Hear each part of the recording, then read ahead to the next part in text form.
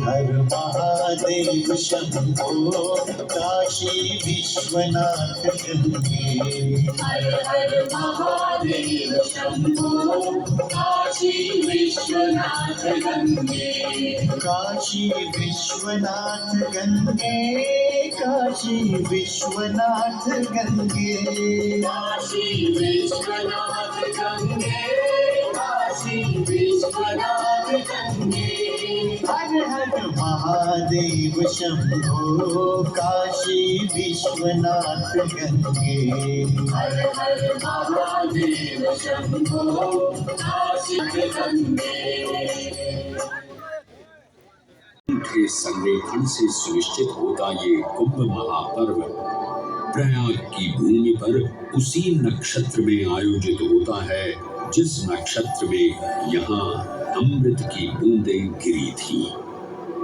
गणनाओं के अनुसार जब बृहस्पति वृषभ राशि में और सूर्य चंद्रमा मकर राशि चक्र में प्रवेश करते हैं तब प्रयागराज में कुंभ पर्व आयोजित किया जाता है।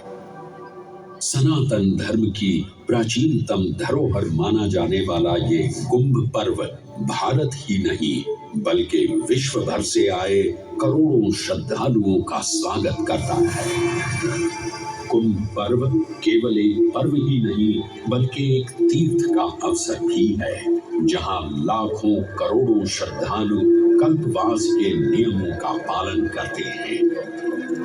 पौष पूर्णिमा से लेकर माघ पूर्णिमा तक चलने वाले कल्पवास के दौरान तीर्थालु सांसारिक सुखों को त्याग कर तपस्वी संतों की तरह कुटिया में रहते हैं। उनकी दिनचर्या ब्रह्म मुहूर्त में गंगा स्नान से शुरू हो संध्या वंदना और भजन कीर्तन जैसे आध्यात्मिक कार्यों के साथ रात्रि तक समाप्त होती है। भोजन ग्रहण कर मानसिक रूप से धैर्य, अहिंसा और भक्ति भाव में लिप्त रहते हैं।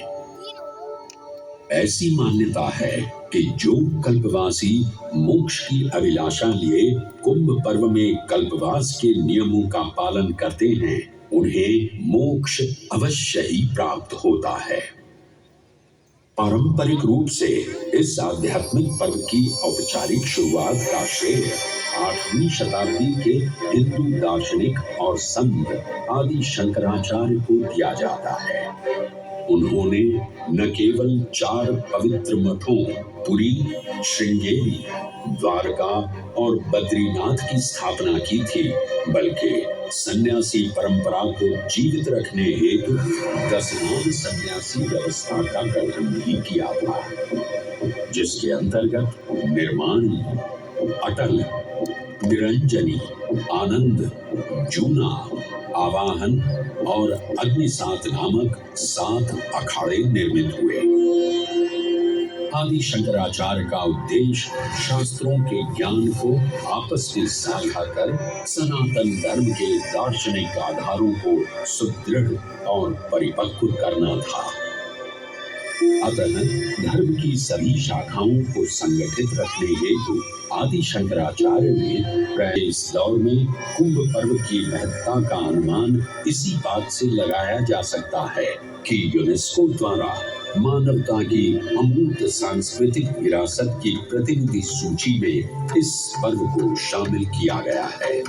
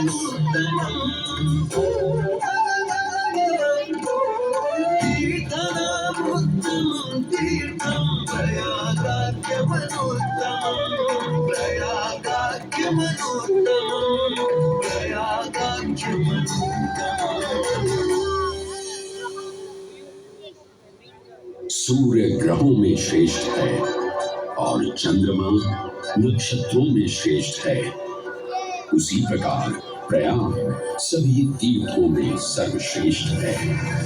पद्म पुराण में वर्णित ये श्लोक जिस तरह प्रयाग की विशेषता को दर्शाता है, उसी तरह इस पावन क्षेत्र का गुणगान करने वाली अनेक पौराणिक कथाएं, किंवदंतियां एवं कहानियां आज भी जनमानस में प्रचलित हैं। ऐसी ही एक पौराणिक कथा है जो भगवान ब्रह्मा को प्रयाग से जोड़ती है। मान्यताओं के अनुसार भगवान ब्रह्मा को यज्ञ करने हेतु एक दिव्य स्थान की आवश्यकता थी, जिसके चयन को लेकर वे बड़ी ही दुविधा में थे। अपनी दुविधा के निवारण हेतु भगवान ब्रह्मा नागों के देवता महाराज शेषनाग के यहाँ पहुंचे और उनसे कहा, हे आदिशेष, मैं यज्ञ में एक ऐसा स्थान ढूंढ रहा हूँ जो दिव्यता और पवित्रता की दृष्टि से सर्वोत्तम हो। क्या आप मुझे ऐसा कोई उपयुक्त स्थान बता सकते हैं जो सभी तीर्थों में सर्वश्रेष्ठ हो? जगत रचयिता को मेरा प्रणाम। भगवान, मैं धन्य हूँ कि आपने मुझे इस योग्य समझा। क्यों ना आप स्वयं ही सभी पवित्र स्थानों का मूल्यांकन करें। आप तुला के एक पलड़े पर सप्तपुरियों को रखिए और दूसरे पलड़े पर भगवान विष्णु के स्थायी निवास प्रयाग को रखिए, जिसका भार सबसे अधिक आए। मेरे विचार में वही सर्वश्रेष्ठ तीर्थ होगा। इस मूल्यांकन के परिणाम स्वरूप प्रयाग का पलड़ा ही भारी रहा। इस तरह प्रयाग की प्रधानता सिद्ध हुई और तभी से इसे तीर्थों का राजा कहा जाने लगा। आज भी ऐसी मान्यता है कि भगवान ब्रह्मा ने गंगा नदी के पश्चिमी तट पर 10 अश्वमेध यज्ञ संपन्न किए थे। आज उस स्थान को हम दशाश्वमेध इंद्रदेव, वरुण देव एवं सोमदेव ने भी प्रयाग क्षेत्र में ही भगवान विष्णु की आराधना करने हेतु यज्ञ किए थे, जिससे उन्हें भी श्री हरि का आशीर्वाद प्राप्त हुआ। प्रयाग शब्द में प्र का अर्थ है प्रकृष्ट और याग का अर्थ होता है इन दो शब्दों से बना सबसे पवित्र स्थान माना जाता है। प्रयाग ही संसार में एकमात्र ऐसा पावन क्षेत्र है जहाँ 3 पवित्र नदियों का संगम होता है। इस संगम का भी एक अनूठा महत्व है।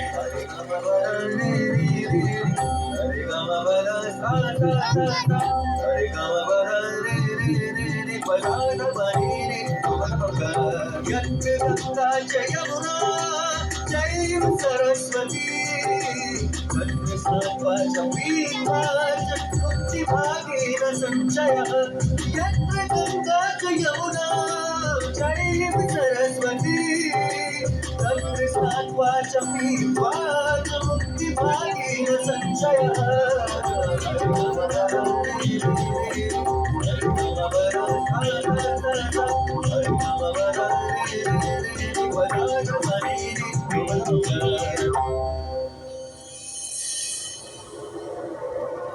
प्रयाग में गंगा, यमुना और सरस्वती जैसी 3 सबसे पवित्र और पूजनीय नदियों का दिव्य संगम होता है।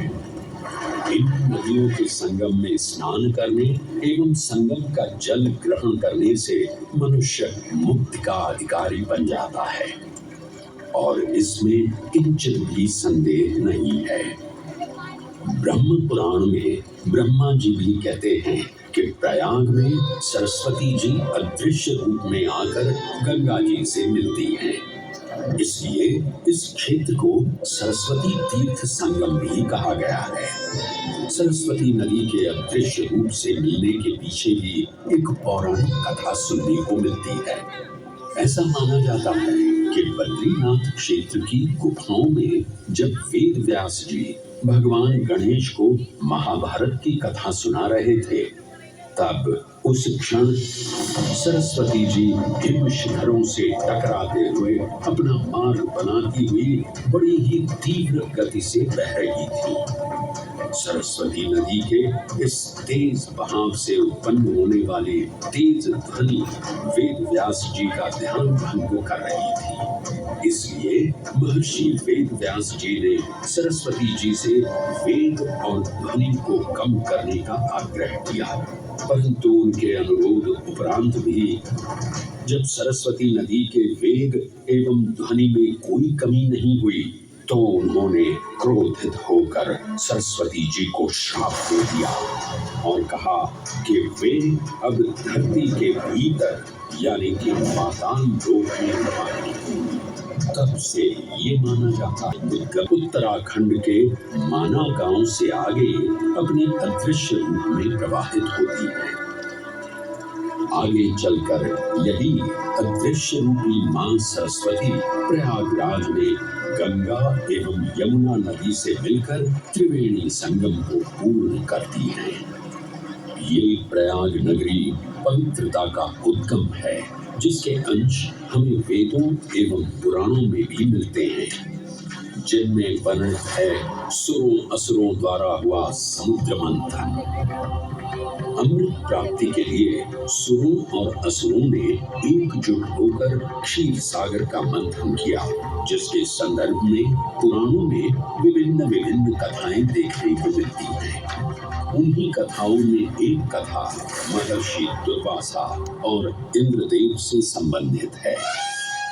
इस कथा के अनुसार ऋषि दुर्वासा ने इंद्रदेव से प्रसन्न हो उन्हें पारिजात पुष्पों की एक दिव्य माला भेंट की, जिसे इंद्रदेव ने साधारण पुष्पों की माला समझ स्वयं धारण न कर उसे अपने बालक गजराज ऐरावत के मस्तक पर रख दिया।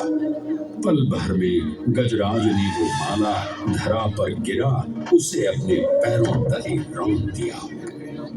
ऋषि दुर्वासा से ये अपमान सहन न हुआ और उसी क्षण क्रोधित हो उन्होंने इंद्रदेव को श्राप दे दिया। हे अहंकारी इंद्र, तेरा इतना दुस्साहस कि तूने मेरा अपमान किया। जिस वैभव एवं शौर्य पर तू इतरा रहा है, क्षण भर में ही तेरा ये वैभव, प्रतिष्ठा, शक्तियां सब नष्ट हो जाएंगी। अत्रिपुत्र दुर्वासा समस्त देवगणों को श्रीहीन होने का श्राप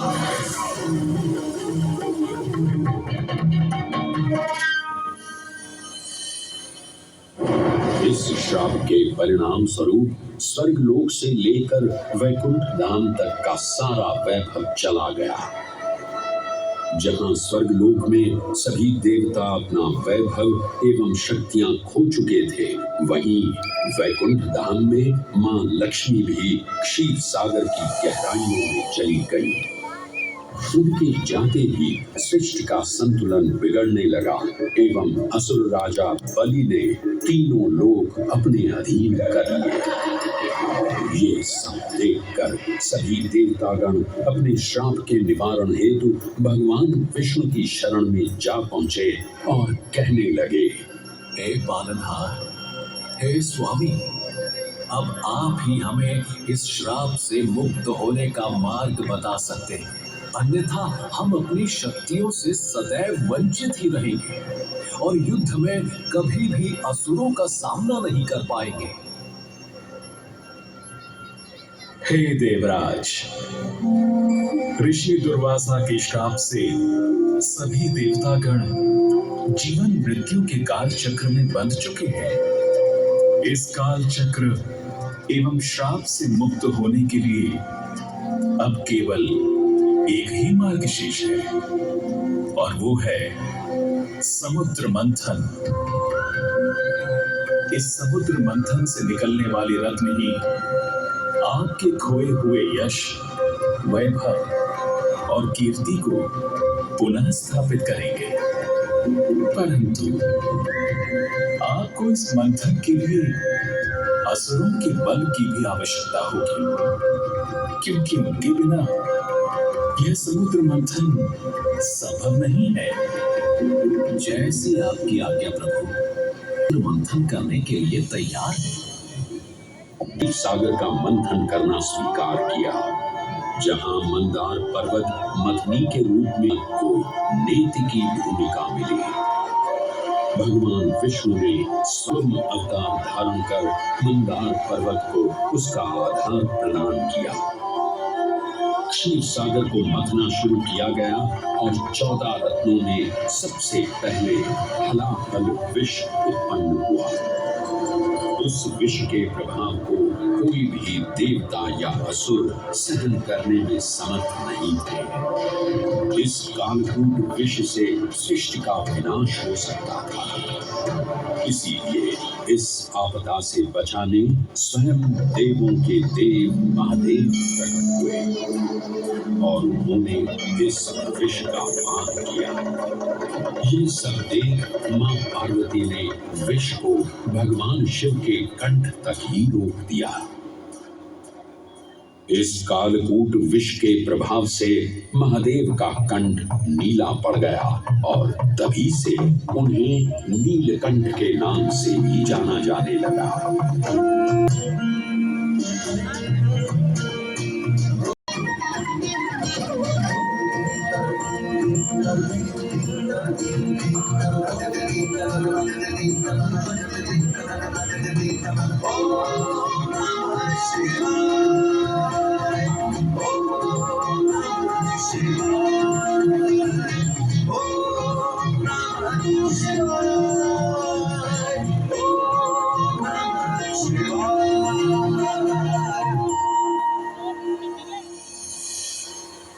हलाहल के पश्चात समुद्र की गहराइयों से मां लक्ष्मी का आगमन हुआ, जिन्हें भगवान विष्णु ने वर्ण करके अपनी अर्धांगिनी बना लिया।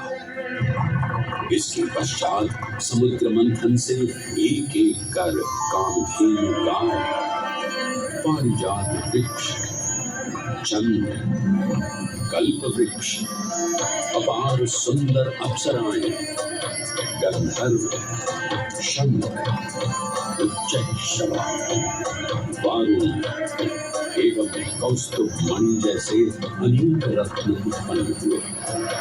लेकिन सभी को जिस रत्न की सबसे अधिक प्रतीक्षा थी, उस रत्न का निकलना अभी बाकी था। अंततः आयुर्वेद के देव धन्वंतरी अपने हाथ में अमृत कुंभ लिए प्रकट हुए। अमृत कुंभ पाने की लालसा में सुरों और असुरों के मध्य एक घमासान युद्ध आरंभ हो गया। इसी युद्ध के दौरान स्वरभानु नाम का एक असुर अमृत कुंभ को अपने अधीन कर पाताल लोक की ओर चल दिया।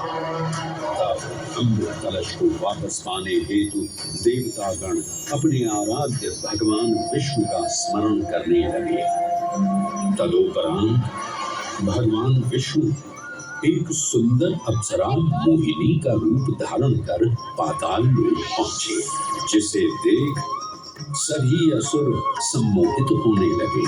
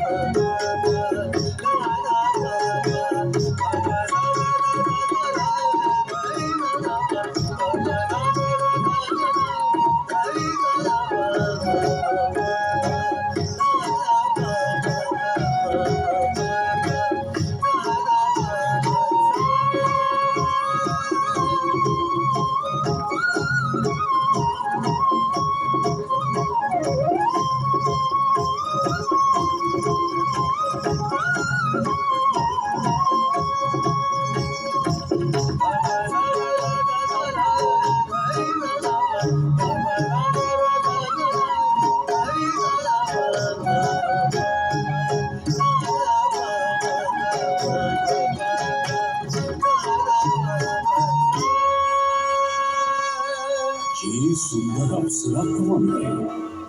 ये कहां से आई है? इसने तो मेरा मन ही मोह लिया। इसे तो मैं ही लेकर रहूंगा। इस सुंदर अप्सरा ने तो हम सबको सम्मोहित कर लिया है।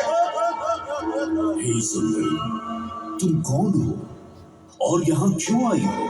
हे असुरराज, मैं मोहिनी हूँ और आप ये समझ लीजिए कि मैं आप ही की सहायता हेतु यहाँ पर आई हूँ। हमारी सहायता हेतु? परंतु वो कैसे सुंदरी? मैं आपको ये ज्ञात कराने आई हूँ कि अमृत की असली शक्ति और गुण तो कलश के तल में विद्यमान है, जबकि ऊपर तो केवल जल मात्र है, जिसके ग्रहण करने से आप सभी इस अमृत को देवताओं के साथ बांट लीजिए। आखिर आप सभी ऋषि कश्यप के ही तो पुत्र हैं। देवताओं के साथ अमृत बांटने से एक तो आपका वैभव बढ़ेगा और दूसरा जो अमृत का फलदायक भाग है उसे आप ही ग्रहण कर सकेंगे। हे मनमोहिनी, तुम सत्य ही कह रही हो, परंतु अगर हमने ये अमृत कलश देवताओं को दे दिया तो क्या पता वे सारा अमृत स्वयं ही ग्रहण कर लें और हम सभी असुर इससे वंचित ही रह जाएं। आप निश्चिंत रहिए, ऐसा कदापि नहीं होगा। मैं स्वयं ही सभी सुरों और असुरों को अमृत पान करवाऊंगी और साथ ही साथ ये सुनिश्चित भी करूंगी कि अमृत का फलदायक भाग आप सभी को ही प्राप्त हो। बस फिर क्या था, भगवान विष्णु की अपरंपार लीला आरंभ हुई। जहां एक ओर सभी देवतागण विराजे तो वहीं दूसरी ओर सभी असुर। मोहिनी रूप धारण भगवान विष्णु एक एक कर सभी देवताओं को अमृत पान करवाने लगे, जिससे वे पुनः अपनी शक्तियां प्राप्त कर सकें। परंतु स्वरभानु नाम का असुर जल्द ही भगवान विष्णु की ये चालाकी भांप गया और चुपचाप देवता वेश धारण कर उन्हीं के बीच में जाकर विराजमान हो गया। तब जैसे ही मोहिनी स्वरभानु को अमृतपान कराने हेतु अग्रसर हुई, ठीक उसी क्षण सूर्य एवं चंद्रमा स्वरभानु का असली रूप पहचान गए। ये ज्ञात होते ही भगवान विष्णु अपने मूल रूप में परिवर्तित हो गए और अपने सुदर्शन चक्र से स्वरभानु का सिर से अलग कर दिया। परंतु तब तक अमृत की 2 बूंदें स्वरभानु के कंठ से उतर चुकी थी, जिसके चलते वो अमरत्व प्राप्त कर चुका था। इस तरह स्वरभानु के कटे हुए सिर के भाग को राहु का नाम मिला और धड़ को केतु के नाम से जाना जाने लगा। माना जाता है कि प्रतिशोध की ज्वाला में ज्वलित राहु एवं केतु सूर्य एवं चंद्रमा पर ग्रहण लगाते हैं। इस प्रकार सूर्य और चंद्र पर ग्रहण लगना राहु और केतु का प्रतिशोध माना जाता है। भगवान विष्णु की ये लीला देख सभी असुर अचंभित हो उठे। इससे पहले कि वे कोई प्रतिक्रिया दे पाते, भगवान विष्णु के वाहन पक्षीराज गरुड़ ने शीघ्रता से अमृत कलश को उठा लिया और अपने साथ लेकर स्वर्गलोक की ओर उड़ चले। कहते हैं पक्षीराज की इस यात्रा के दौरान पृथ्वी पर 4 जगह अमृत की कुछ बूंदें छलक कर गिर पड़ी थी और इन बूंदों से उन नगरों की नदियों के पानी में अमृत जैसे गुण आ गए थे। वे 4 स्थान हरिद्वार, प्रयाग, उज्जैन एवं नासिक है और यही कारण है कि इन 4 नगरों में कुंभ का पर्व मनाया जाता है। ऐसी भी मान्यता है कि एक दिव्य दिवस एक सांसारिक वर्ष के बराबर होता है और पक्षीराज गरुड़ की यात्रा में 12 दिन लगे थे। इसीलिए हर 12वें वर्ष में कुंभ पर्व मनाया जाता है।